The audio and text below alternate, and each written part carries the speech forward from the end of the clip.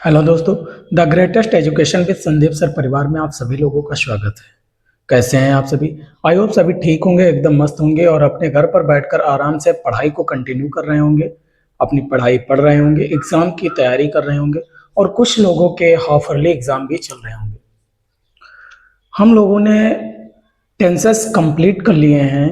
Tense पूरा complete पढ़ चुके हैं और टेंस में बाई स्टेप हमने पढ़ा है कि टेंस पहचानेंगे कैसे और कौन सा टेंस किस टेंस में किस रूल के अनुसार बनता है, ये भी हम लोगों ने बहुत अच्छे तरीके से पढ़ा हुआ है। कल हम लोग सभी लोगों ने क्या पढ़ा था? कल हम सभी लोगों ने पढ़ा था यूज ऑफ कॉम्प्लेक्स सेंटेंस, अर्थात अगर देखा जाए तो हमने कॉम्प्लेक्स सेंटेंस को पढ़ा था। क्या? कॉम्प्लेक्स सेंटेंस को पढ़ा था। कॉम्प्लेक्स सेंटेंस में हमने बताया था इसकी पहचान कैसे होती है।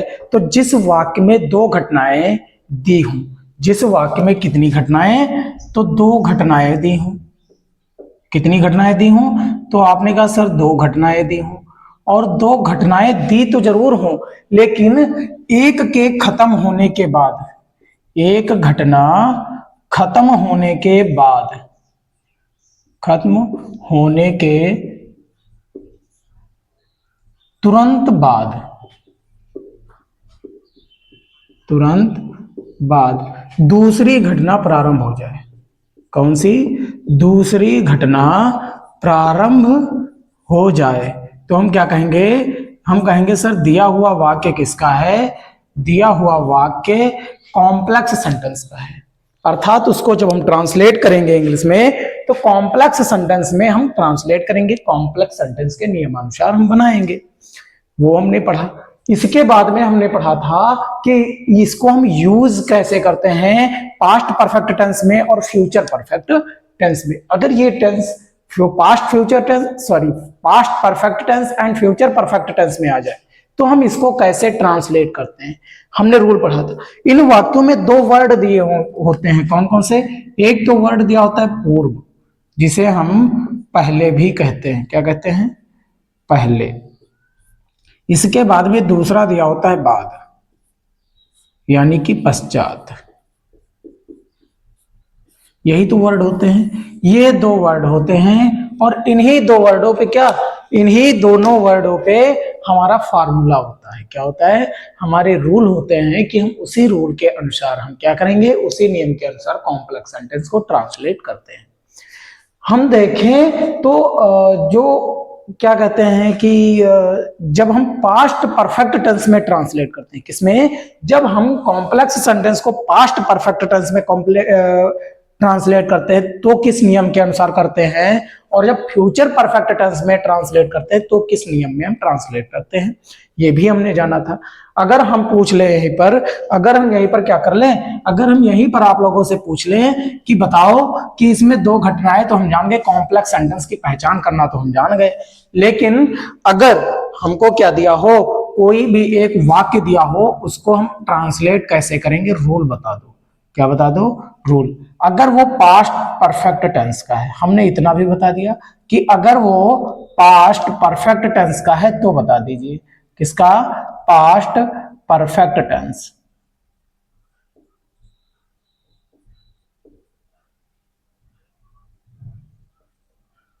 किसका हो?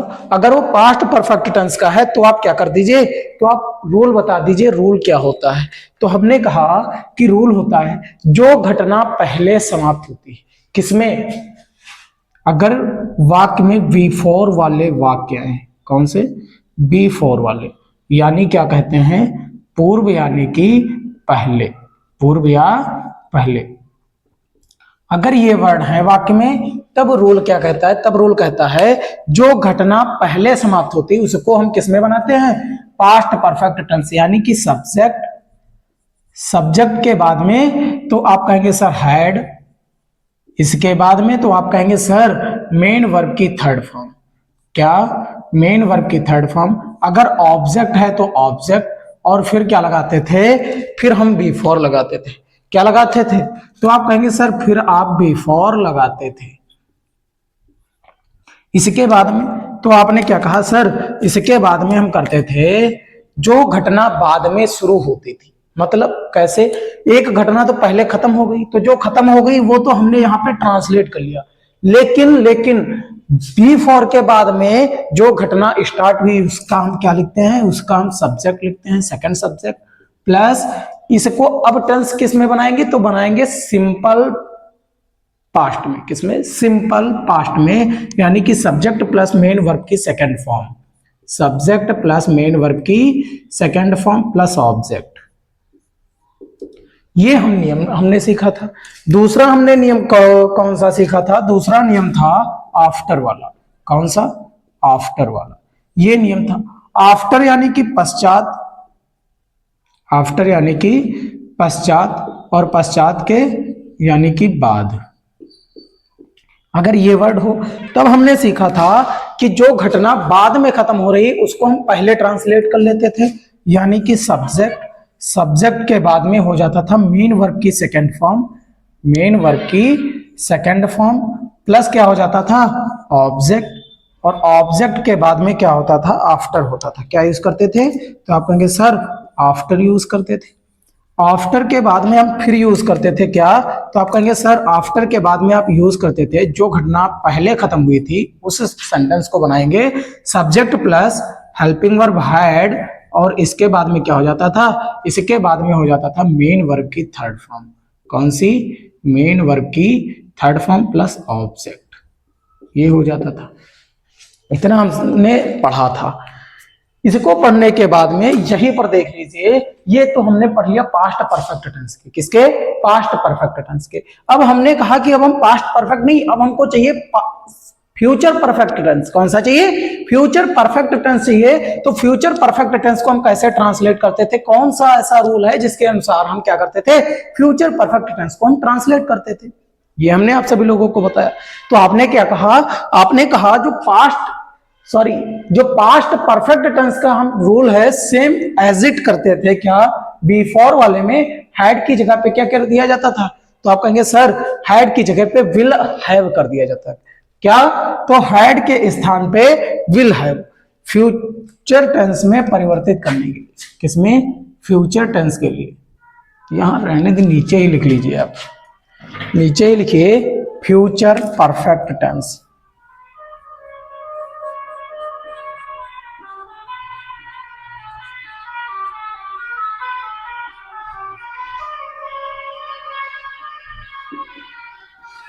फ्यूचर परफेक्ट टेंस में रूल क्या कहता था, फ्यूचर परफेक्ट टेंस में रूल कहता था कि अगर बिफोर को यूज करना है, किसको, बिफोर, यानी कि वाक्य में क्या आ जाए, वाक्य में पूर्व या पहले आ जाए, क्या आ जाए, पूर्व या पहले आ जाए, तब रूल क्या कहता था, तब रूल कहता था कि हम क्या करेंगे, तब हम करेंगे सबसे पहले क्या लिखेंगे, सब्जेक्ट लिखेंगे, सब्जेक्ट के बाद में तो हम विल शैल हैव लगाएंगे। क्या लगाएंगे, विल शैल हैव।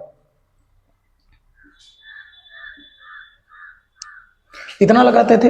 इतना लगाने के बाद में हम क्या करते थे, subject will shell plus have, और हैव के बाद में हम क्या करते थे, मेन वर्ब की थर्ड फॉर्म करते थे। किसकी, मेन वर्ब की थर्ड फॉर्म, प्लस अगर ऑब्जेक्ट हो तो ऑब्जेक्ट, और ऑब्जेक्ट के बाद में हम क्या लगाते थे, तो आपने कहा सर ऑब्जेक्ट के बाद में आप बिफोर लगाते थे। बिफोर के बाद तो आपने कहा कि हमने तो ये घटना कौन सी लिखी, जो घटना पहले खत्म हो चुकी है, और इसके बाद जब अब शुरू होगी तो उसका हम लिखेंगे सब्जेक्ट। सब्जेक्ट के बाद में तो आप लिखेंगे, अब किसमें ये टेंस जाएगा, जो घटना बाद में, तो वो टेंस जाएगा सिंपल प्रेजेंट टेंस। किसमें, सिंपल प्रेजेंट टेंस, यानी कि प्रेजेंट इंडेफिनिट टेंस में सब्जेक्ट प्लस मेन वर्ब की फर्स्ट फॉर्म, मेन वर्ब की फर्स्ट फॉर्म में एस या ईएस लगाते हैं और प्लस ऑब्जेक्ट लिखा जाता है। ये हमने बताया। इसी का दूसरा रूल हमने क्या बताया था इतना आप सभी लोगों के समझ में आ गया सॉरी। इसके बाद दूसरा रूल कहता है कि आफ्टर वाले सेंटेंस में क्या हम करेंगे कि अगर सेंटेंस में आफ्टर यूज हो रहा है, यानी कि पश्चात दिया हो, और पश्चात ना हो तो क्या दिया हो, बाद में दिया हो। क्या दिया हो, बाद में। तब हम किस प्रकार से सेंटेंस बनाएंगे, तो हमने क्या कहा, तब हम जो सेंटेंस बनाएंगे उसमें लिखेंगे सबसे पहले सब्जेक्ट, लेकिन कौन से क्लास का आप सेंटेंस लिखेंगे, तो जो बाद में वर्क समाप्त हो रहा, यानी कि इसमें का पहले आप लिख दीजिए। तो सब्जेक्ट प्लस मेन वर्ब की फर्स्ट फॉर्म में ING, सॉरी S या ES। क्यों? क्योंकि हम किस में बना रहे हैं, सिंपल प्रेजेंट टेंस में। फिर क्या लिखते थे, तो ऑब्जेक्ट अगर है तो ऑब्जेक्ट, और इसके बाद में हम क्या यूज करते हैं, तो आपने कहा सर इसके बाद में आप यूज करते थे बिफोर। क्या यूज करते थे, तो आपने कहा सर सॉरी बिफोर नहीं यूज करते थे, आफ्टर यूज करते थे। आप जो रूल पढ़ रहे हैं वो आफ्टर का पढ़ रहे हैं। आफ्टर के बाद में किसका पढ़ते थे, तो आपने कहा कि जो घटना पहले समाप्त हो चुकी है उसको ट्रांसलेट कर दीजिए।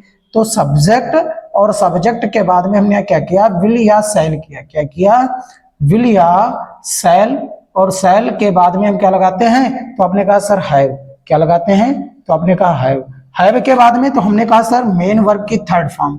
हमने क्या कहा, सर मेन वर्ब की थर्ड फॉर्म। फिर तो हमने बताया फिर ऑब्जेक्ट को लिखा जाता है। ये हमने रूल बताए थे।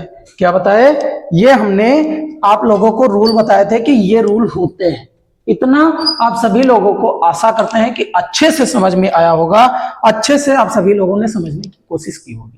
अब आप लोग समझ चुके हैं तो एक बार क्लास को लाइक कर दीजिए, और हमसे जुड़े रहने के लिए हमारे चैनल को भी सब्सक्राइब करते रहिए साथ में, और अपने दोस्तों के पास भी शेयर करिए कि वो भी देखें, एक बार चेक करें कि हम कैसा समझा रहे हैं।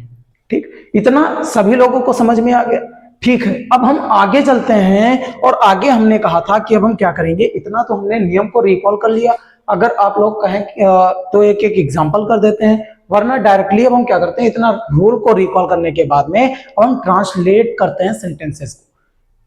कम से कम 8 से 10 कुछ सेंटेंस हम आप लोगों को देते हैं, उनको पहचानिए कि किस टेंस का है और किस सेंटेंस का है, और किस रूल के अनुसार वो सेंटेंस बनेगा, ट्रांसलेट होगा। इतना आप सभी लोगों को करना है। आइए इसको नोट कर लीजिए, और नोट करने के बाद में आगे चलते हैं। अब क्वेश्चन हमारा कह रहा है, निम्न वाक्यों को अंग्रेजी में परिवर्तित करिए, यानी कि ट्रांसलेट इन इंग्लिश। किसमें, ट्रांसलेट इन इंग्लिश।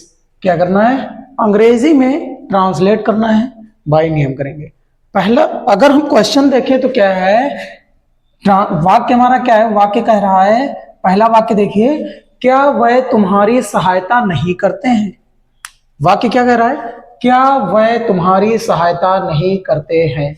हमने क्या पूछा, हमने कहा आप ये बताइए, जो पहला वाक्य है क्या वह तुम्हारी सहायता नहीं करते हैं, ये वाक्य किस टेंस का है, किस टेंस का है। तो आपने कहा कि सर लास्ट में क्या है, तो अर्थात ये किसका, ये सिंपल प्रेजेंट टेंस होगा।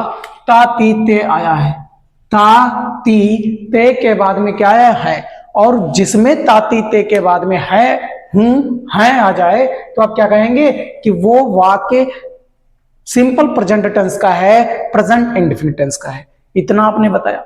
फिर हमने क्या पूछा, फिर हमने कहा कि ठीक है आपने वाक्य की पहचान तो कर ली, लेकिन अब ये बताइए कि प्रेजेंट इंडेफिनिट टेंस के किस सेंटेंस का है। तो आपने क्या कहा, सर इसमें क्या है और लास्ट में नहीं भी है। क्या है, दोनों क्वेश्चन है, अर्थात कौन सा, तो इंटेरोगेटिव एंड निगेटिव सेंटेंस का वाक्य है। किसका, इंटेरोगेटिव एंड निगेटिव सेंटेंस। अब जब हमको ये पता चला इंटेरोगेटिव एंड निगेटिव सेंटेंस, तो इंटेरोगेटिव और निगेटिव सेंटेंस तो दो रूल होते हैं। कितने रूल होते हैं, दो रूल। तो आपने कहा सर ये फर्स्ट टाइप का है, क्यों, क्योंकि क्वेश्चन कहाँ है, तो आपने कहा क्वेश्चन वर्ड से ही क्या है, वाक्य स्टार्ट हो रहा है।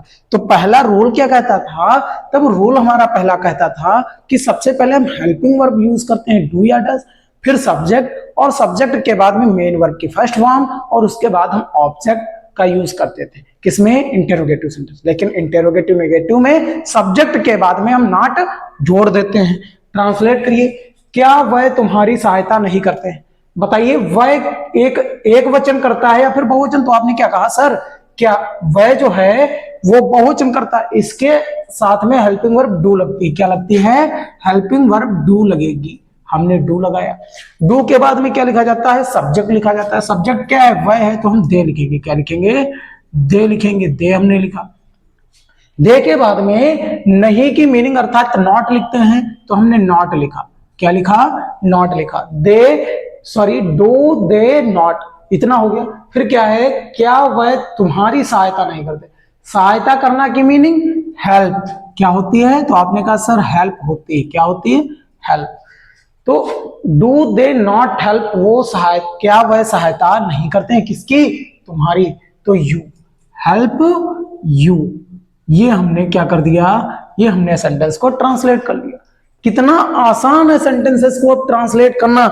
जब हमने क्या कर लिया, सबसे पहले हमने नियम को पढ़ लिया, तो कितना आसान हो गया सेंटेंसेस को ट्रांसलेट करना। आप स्वयं देख पा रहे हैं कि केवल क्या करना, हमको पहचान करना है। पहचान करने के बाद में रूल हमको क्या है? लर्न है। और जब हमको रूल लर्न है तो हम ट्रांसलेट बहुत आसानी से कर पा रहे हैं। देखिए अगला सेंटेंस क्या कहता था? क्या वह तुम्हारी सहायता नहीं करते हैं? ताती के बाद में क्या आया? है आया। लेकिन वाक्य के अंत में तुम क्या कहेंगे? सिंपल टेंस है, सिंपल प्रेजेंट टेंस है। जब सिंपल प्रेजेंट टेंस है तो कौन सा सेंटेंस? तो आपने कहा इंटेरोगेटिव है निगेटिव। इंटेरोगेटिव है निगेटिव के दो रूल होते हैं, एक जब क्वेश्चन वर्ड से स्टार्टिंग होती है वाक्य की, और दूसरा जब क्वेश्चन वर्ड वाक्य के मध्य में होता है। क्वेश्चन वर्ड से वाक्य की स्टार्टिंग हो रही तो हम प्रथम नियम लगाएंगे, हेल्पिंग वर्ब डू या डज, फिर सब्जेक्ट, सब्जेक्ट के बाद में नॉट, नॉट के बाद मेन वर्ब की फर्स्ट फॉर्म, और फिर क्या लिखते थे? ऑब्जेक्ट।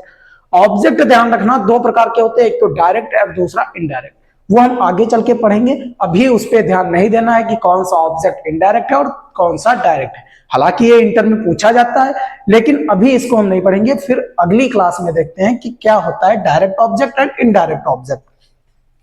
पहला सेंटेंस हमारा क्लियर हो गया। दूसरा सेंटेंस कहता है तुम कठिन परिश्रम नहीं करते हो। दूसरा वाक्य क्या कहता है? तुम कठिन परिश्रम नहीं करते हो। वाक्य किस टेंस का है? तो आपने कहा सर फिर से ते हो आया, तो हम क्या कहेंगे कि ये सिंपल प्रेजेंट टेंस का है, प्रेजेंट इंडेफिनिट टेंस का है। इतना आप सभी लोगों को पता चल गया। तो हमने क्या कहा, जब ये प्रेजेंट इंडेफिनिट टेंस का है तो उसका कौन सा? तो आपने कहा सर निगेटिव सेंटेंस। अब निगेटिव सेंटेंस का नियम होता है कि सबसे पहले सब्जेक्ट लिखिए, सब्जेक्ट के बाद हेल्पिंग वर्ब डू या डज, डज उसके बाद में नॉट, नॉट के बाद मेन वर्ब की फर्स्ट फॉर्म एंड ऑब्जेक्ट। यही तो लिखना होता था। आप लिखिए तुम कठिन परिश्रम नहीं करते हो। तुम की मीनिंग तो आपने कहा सर यू क्या होती है? तो आपने कहा सर यू, हमने लिख दिया। यू के बाद में आप बताइए हेल्पिंग वर्ब कौन सी आएगी? तो आपने कहा यू बहुवचन है तो हम डू का यूज करेंगे, और डू के बाद में हम नॉट लगाएंगे। इतना हो गया। फिर क्या है? तुम कठिन परिश्रम नहीं करते। कठिन परिश्रम मतलब हार्ड वर्क। कठिन परिश्रम क्या क्या मतलब हो जाएगा? You do not hard work. I hope इतना आप सभी लोगों के समझ में आ गया हो। तुम कठिन परिश्रम नहीं करते हो, हार्ड वर्क। इतना हो गया। फिर अगला सेंटेंस, दो सेंटेंस हमने ट्रांसलेट कर लिए, कंप्लीट हो गए।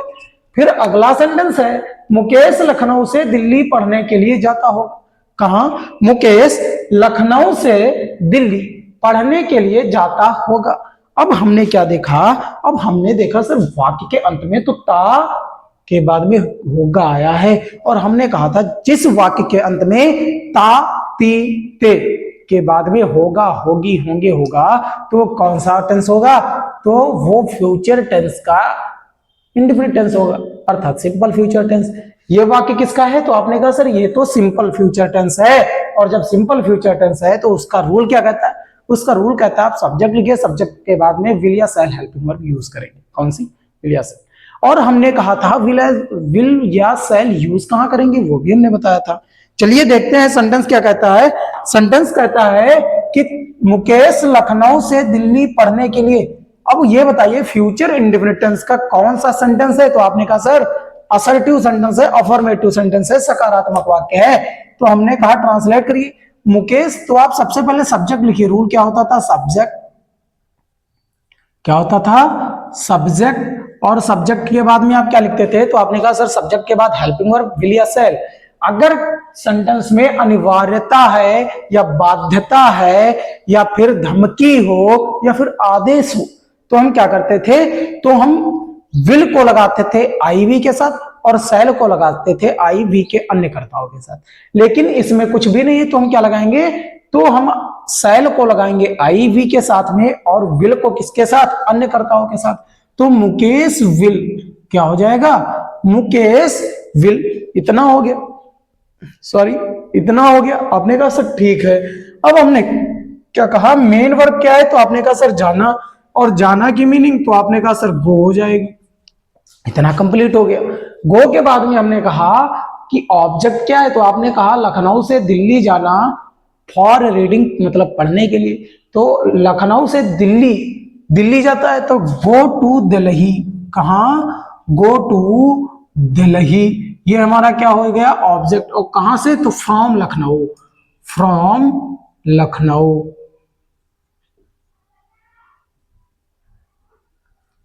ये बताइए क्या ये सेंटेंस कंप्लीट है, तो आपने कहा नहीं।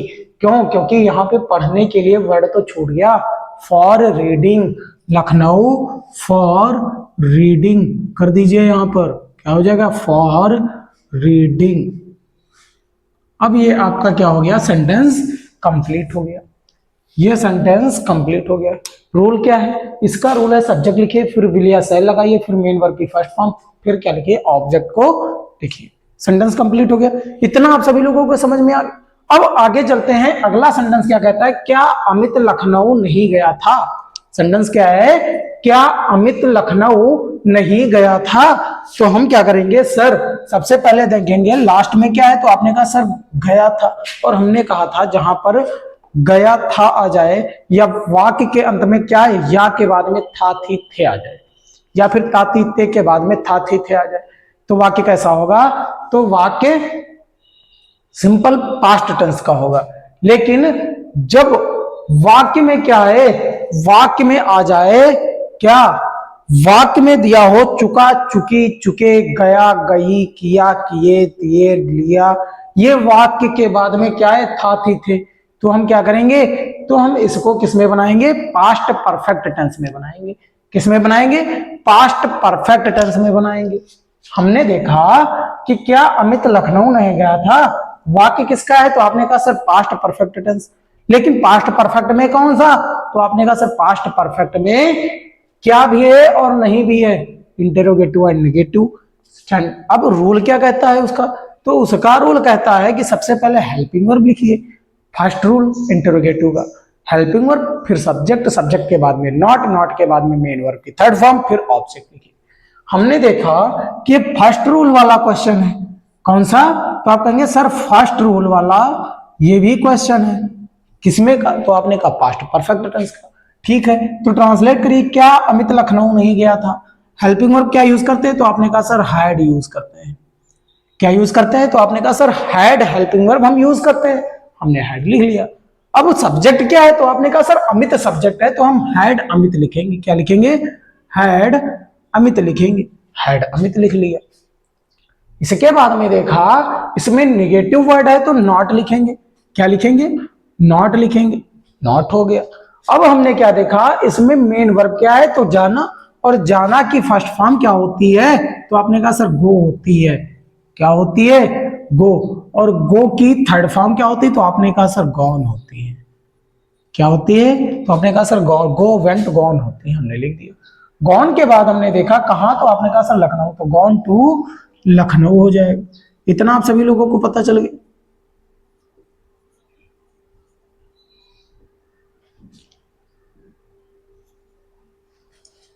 आई हो इतना आप सभी लोगों के समझ में आ गया। अगला सेंटेंस कह रहा है मैं तुम्हारी सहायता अवश्य करूंगा। अगला सेंटेंस क्या कह रहा है, अगला सेंटेंस कह रहा है मैं तुम्हारी सहायता अवश्य करूंगा। अगर हम जब हमने सेंटेंस देखा तो लास्ट में क्या है, गा गी क्या है, अर्थात हम कह सकते हैं कि यह सेंटेंस किसका है, तो आप कहेंगे यह सेंटेंस हमारा सिंपल फ्यूचर टेंस का है। किसका है, सिंपल फ्यूचर टेंस का है। जब यह सेंटेंस सिंपल फ्यूचर टेंस का है और उसमें है मैं तुम्हारी सहायता अवश्य करूंगा, अब इसमें हमने देखा तो ये अफर्मेटिव सेंटेंस का है। हम ट्रांसलेट करेंगे, अफर्मेटिव सेंटेंस का रूल हमको पता है क्या होता है, subject plus helping verb plus main verb की फर्स्ट फॉर्म एंड ऑब्जेक्ट। तो लगाइए मैं तुम्हारी सहायता, तो आपने कहा आई शैल। क्या कहा, आपने कहा आई शैल। हेल्पिंग वर्ब आपने शैल जैसे ही यूज की, ये सेंटेंस क्या हो जाएगा, गलत हो जाएगा। क्यों, क्यों गलत हो जाएगा, मैं तुम्हारी सहायता अवश्य करूंगा। तो हमने कहा कि सेंटेंस को ध्यान से पढ़िए, क्या है, मैं तुम्हारी सहायता अवश्य मतलब अनिवार्यता दी है। क्या दी है? अनिवार्यता। और जहां पर अनिवार्यता दी होगी तो आई वी के साथ में क्या लगेगा? विल। सेल नहीं लगेगा तो हम क्या करेंगे? सेल को हटा देंगे। क्या करेंगे? सेल को हटाएंगे और क्या लगाएंगे? I will. क्या लगाएंगे? तो आपने कहा सर आई विल लगाएंगे। मैं तुम्हारी सहायता अवश्य करूंगा। किसकी सहायता? तो help you. I will help you. ये सेंटेंस आपने अब कंप्लीट कर लिया। अब ये सेंटेंस क्या है? बिल्कुल सही सेंटेंस है। तब ये सेंटेंस गलत था, आई सेल लगाते सेंटेंस गलत हो जाता। क्यों? क्योंकि इसमें अनिवार्यता दी है। क्या दी है? अनिवार्यता। अब हम क्या देखेंगे? अब हम देखेंगे मोहित अपने स्कूल जा रहा था। मोहित अपने स्कूल जा रहा था। सेंटेंस क्या कर रहा है? सेंटेंस है किसका? तो आपने कहा सर देखा कि रहा रही के बाद में क्या आया? था आया। क्या है? रहा रही के बाद में था आया। तो आपने कहा सर पास्ट कंटीन्यूअस टेंस का है। किसका है? पास्ट कंटीन्यूअस टेंस का है। हमने कहा पास्ट कंटीन्यूअस टेंस में किसका? तो आपने कहा अफर्मेटिव सेंटेंस। अफर्मेटिव सेंटेंस का रूल क्या होता है? तो आपने कहा sir subject plus was and were plus main verb की फर्स्ट फॉर्म में आईएनजी एंड क्या होता है? ऑब्जेक्ट होता है। हमने कहा तो फिर ट्रांसलेट कर दीजिए, कुछ बताने की आवश्यकता ही नहीं। मोहित क्या है? आपने कहा एक वचन, तो हमने ट्रांसलेट करने के टाइम पे सबसे पहले मोहित को लिखा और मोहित के बाद में हमने क्या लिखा? वाज। क्यों? क्योंकि एक वचन कर्ता के साथ हम वाज लगाते हैं। फिर हमने देखा जाना है मीनिंग क्या है? मेन वर्ब है, तो हम क्या लगाएंगे? गोइंग। क्या लगाएंगे? तो आपने कहा सर गोइंग लगाएंगे। क्या लगाएंगे? हमने गोइंग लगा दिया। अब कहां जा रहा था? तो अपने स्कूल। मोहित के लिए अपना की मीनिंग तो हिज स्कूल, तो going to his school. I hope ये सेंटेंस भी आप ट्रांसलेट कर चुके होंगे। कर चुके। अगला सेंटेंस है क्या रोहित 4 बजे से अपने घर जा रहा था? ट्रांसलेट करिए इस सेंटेंस को और ये बताइए कि मोहित क्या रोहित 4 बजे से अपने घर जा रहा था? यह सेंटेंस जो है वो किस टेंस का है? तो आपने देखा लास्ट में जा रहा था, लास्ट में रहा था आया। आपने कहा पास्ट कंटिन्यूअस टेंस है, लेकिन साथ में टाइम है और जहां पर टाइम लिमिट दी हो, समय सीमा दी हो, उसके साथ में रहा रही के बाद में था थी आए, तो आप क्या कहेंगे? पास्ट परफेक्ट कॉन्टिन्यूअस टेंस का वाक्य। किसका है? तो आप क्या कहेंगे? पास्ट परफेक्ट कॉन्टिन्यूअस टेंस का वाक्य। यही तो कहेंगे ना। तो आपने जब कहा कि पास्ट परफेक्ट कॉन्टिन्यूअस टेंस का वाक्य है और हमने पूछ लिया कि उसमें किस सेंटेंस का है, तो आपने क्या कहा? तो उसमें किस सेंटेंस का है? तो आपने कहा सर उसमें ये फर्स्ट टाइप है इंटेरोगेटिव सेंटेंस का। किसका? इंटेरोगेटिव सेंटेंस का फर्स्ट टाइप। क्यों? क्योंकि क्या वर्ड सबसे पहले आया? कौन सा वर्ड? तो आपने कहा सर क्या वर्ड सबसे पहले आया है? तो हमने कहा ठीक है अब ट्रांसलेट करिए। रूल तो हम पता है और हम अब नहीं बताएंगे। रूल क्या होता है? सबसे पहले हेल्पिंग वर्ब। और हेल्पिंग वर्ब क्या होती है? बताइए हेल्पिंग वर्ब क्या होती है? तो आपने कहा सर सबसे पहले हम लगाते हैं हैड बीन। क्या लगाते हैं? हैड। और हैड के बाद में तो आपने कहा सर सब्जेक्ट रोहित लिखेंगे। क्या लिखेंगे? हैड रोहित। क्या लिखेंगे? हैड रोहित। और बीन। क्या लिखेंगे? बीन। कितना लिखेंगे?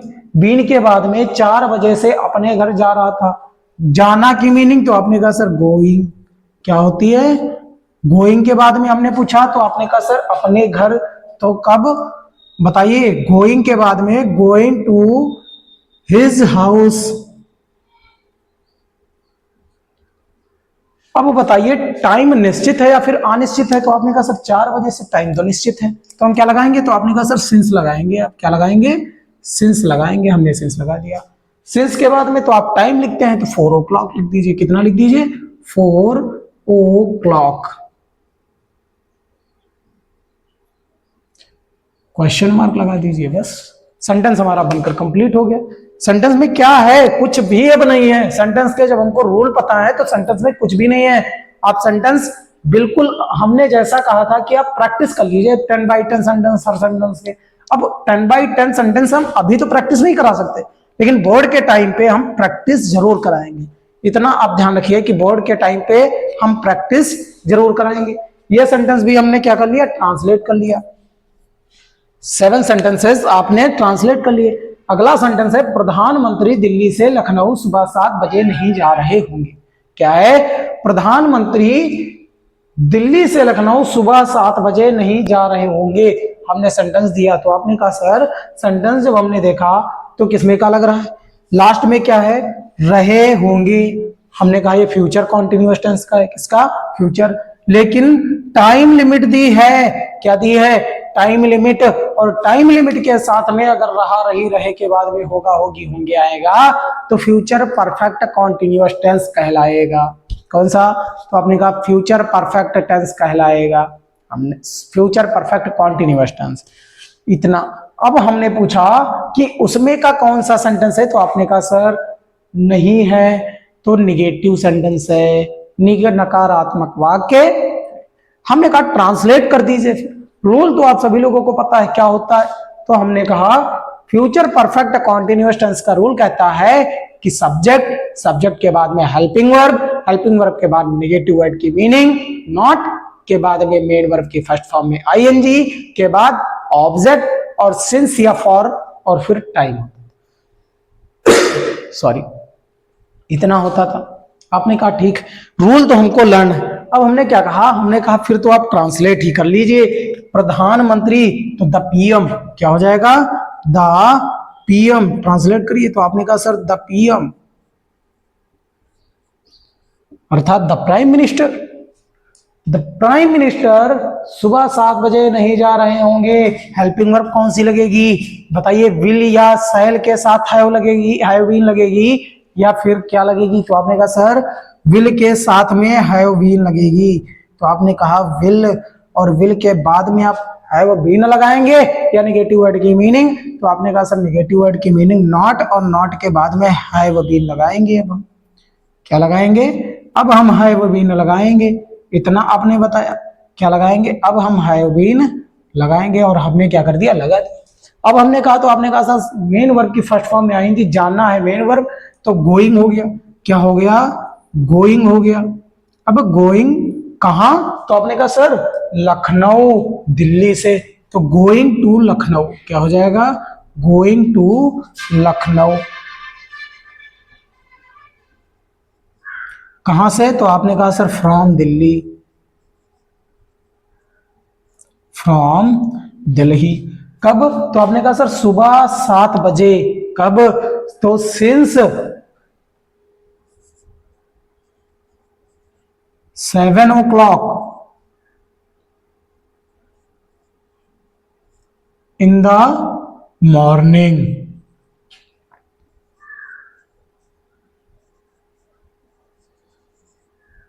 ये आपने सेंटेंस बनाया, क्या है, सेंटेंस कह रहा है the prime minister will not have been going to Lucknow from Delhi since 7 o'clock in the morning, मतलब सुबह के 7 बजे। इतना समझ में हो। इन द मॉर्निंग मत करिए, एट द मॉर्निंग करिए, सुबह के 7 बजे। सॉरी, क्या हो जाएगा, एट द मॉर्निंग हो जाएगा। इतना हो गया। अब सेंटेंस क्या है, 8 सेंटेंस तो आपने क्लियर कर लिए। अगला सेंटेंस आपका कह रहा है कि पिताजी के आने के बाद डॉक्टर साहब नहीं गए थे। सेंटेंस देखा तो कैसा, तो आपने कहा सर बाद वर्ड आया है, अर्थात कॉम्प्लेक्स सेंटेंस है। ठीक, कॉम्प्लेक्स सेंटेंस किस टेंस का है, तो आपने कहा सर लास्ट में थे है, पास्ट परफेक्ट टेंस का है। किसका, आपने क्या कहा, पास्ट परफेक्ट टेंस का है। यही तो कहा, क्या कहा, पास्ट परफेक्ट टेंस का है। जब आपने बताया कि दिया गया वाक्य किसका है, दिया गया वाक्य पास्ट परफेक्ट टेंस का कॉम्प्लेक्स सेंटेंस है, तो हमने क्या कहा, अब इसको क्या करिए, ट्रांसलेट करिए। हमने क्या कहा, इसको ट्रांसलेट करिए। ट्रांसलेट करने के लिए आपने कहा सर इसमें हम देखेंगे निगेटिव है या फिर इंटरोगेटिव है या फिर अफर्मेटिव, तो आपने कहा सर नेगेटिव वर्ड है, ऐसा है, नेगेटिव वर्ड है। सॉरी, वाक्य कैसा है, तो आपने कहा सर नेगेटिव वर्ड है। हमने कहा ठीक, बनाइए। रूल क्या कहता है, पिताजी के आने के बाद, अगर बाद वर्ड है तो आप आफ्टर वाला रूल लगाइए। आफ्टर वाला रूल क्या कहता था कि सबसे पहले हम जो बाद में काम समाप्त हो रहा उसको हम पहले लिखेंगे। तो देखिए पहले कौन नहीं गया, पिताजी के आने के बाद, मतलब पिताजी आ चुके थे, डॉक्टर साहब नहीं गए थे, डॉक्टर साहब नहीं गए थे। आ कौन चुका था, तो पिताजी के आने के बाद डॉक्टर साहब नहीं गए थे। सेंटेंस कौन सा बाद में वर्क हो रहा है। तो आपने कहा सर डॉक्टर साहब नहीं गए थे, यही काम हो रहा है। तो हमने कहा इसको आप पहले ट्रांसलेट करिए, लेकिन किसमें ट्रांसलेट करेंगे। तो आपने कहा सर इसको जब हम ट्रांसलेट करेंगे तो इसको हम ट्रांसलेट करेंगे सिंपल पास्ट टेंस में। किसमें। तो आपने कहा सर सिंपल पास्ट टेंस में। ट्रांसलेट करिए, डॉक्टर साहब डिड नॉट वेंट। सही होगा। बताइए बताइए बताइए, सही होगा। नहीं सही होगा। क्यों। क्योंकि डिड के साथ में मेन वर्ब की फर्स्ट फॉर्म लगती है, सेकंड फॉर्म नहीं लगती है। अगर डिड लगाएंगे तो नहीं लगेगी, डिड नहीं लगेगा तो लगेगी। हमने कहा डॉक्टर साहब नहीं गए थे, तो लिखिए नीचे डॉक्टर साहब। इतना हो गया। डॉक्टर साहब did not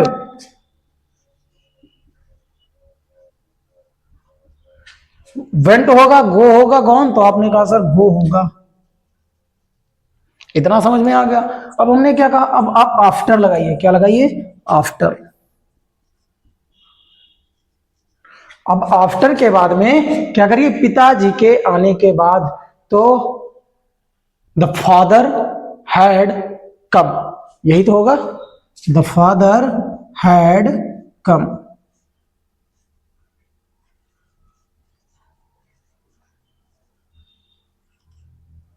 the father had come. आपने सेंटेंस बनाकर कंप्लीट कर लिया।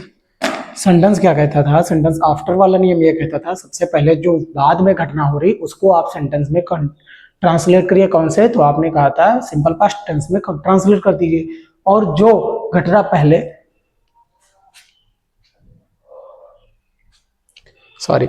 और जो घटना पहले हो रही थी उसको ट्रांसलेट कर दीजिए किसमें, पास्ट परफेक्ट टेंस। हमने उसको ट्रांसलेट कर दिया। इतना आशा करते हैं कि आप सभी लोग अच्छे से समझ पा रहे होंगे।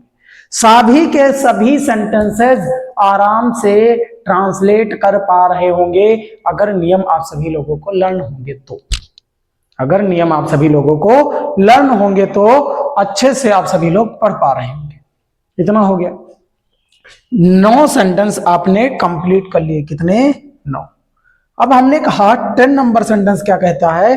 10 नंबर सेंटेंस कहता है तुम यह समाचार पहले ही सुन चुके होंगे।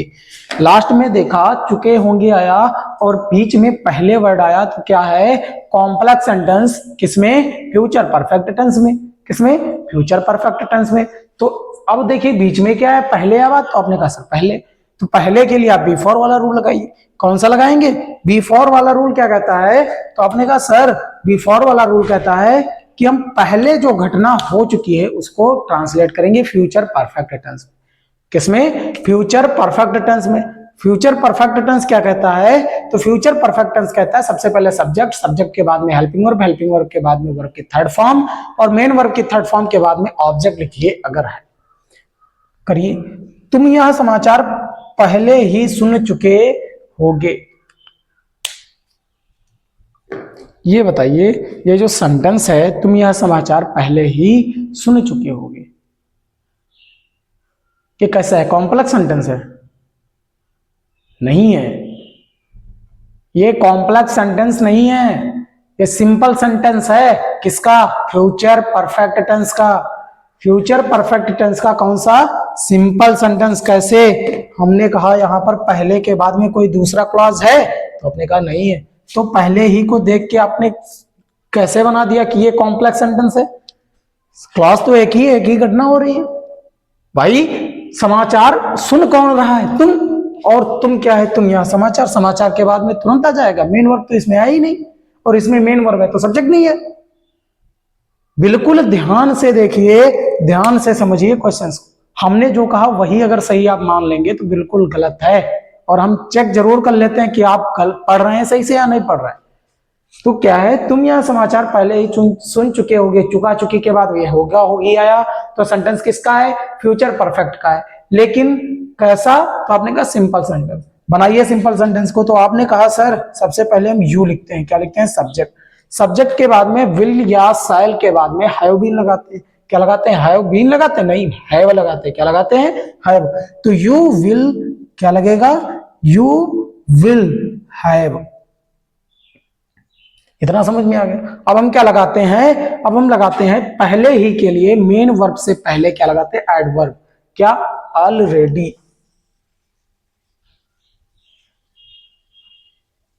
ये वर्ड लगाते हैं ऑलरेडी, किसके पहले, मेन वर्ब के पहले। सुनना की मीनिंग तो आपने कहा है, तो लिशन हो जाएगी। क्या हो जाएगी, लिशन। क्या हो जाएगी, लिशन। लिशन के बाद में हमने कहा तो दिस समाचार, you will have already listen, double T होगी, you will have already listen this news. क्या हो जाएगी, दिस न्यूज। अब जाके ये सेंटेंस कंप्लीट हो। ध्यान देते रहिएगा, कहीं कहीं पे हम थोड़ा सा आप लोगों की परीक्षा ले लेते हैं कि हम थोड़ा सा जानबूझ के गलत वर्ड बोलते हैं, गलत रूल बताते हैं, और आप लोग क्या करते हैं, वही बिल्कुल कॉपी कर लेते हैं। ये बात गलत है, आप सही से पढ़िए। आप सही से नहीं पढ़ रहे, अगर वही कर रहे हैं तो सही से नहीं पढ़ रहे, और हम इसीलिए गलत बोल देते हैं और फिर उसको सही करते हैं। हमने क्या कहा, तुम यह समाचार पहले ही सुन चुके होंगे। फ्यूचर परफेक्ट टेंस का कौन सा, फ्यूचर परफेक्ट टेंस का सिंपल सेंटेंस है। अब सिंपल सेंटेंस को आप लोग ट्रांसलेट करना जानते हैं। क्या करना, ट्रांसलेट करना आप सभी लोग जानते हो। कैसे ट्रांसलेट किया जाता है, तो सब्जेक्ट, सब्जेक्ट के बाद में हेल्पिंग वर्ब, हेल्पिंग वर्ब के बाद में मेन वर्ब की थर्ड फॉर्म, थर्ड फॉर्म के बाद में हम क्या लगाते हैं, ऑब्जेक्ट लगाते हैं। वो हमने कर लिया। आशा करते हैं आपने सभी सेंटेंसेस को आराम से ट्रांसलेट कर लिया होगा। क्या कर लिया होगा, आराम से ट्रांसलेट कर लिया होगा, और आराम से अपनी पढ़ाई को कंटिन्यू कर रहे होंगे।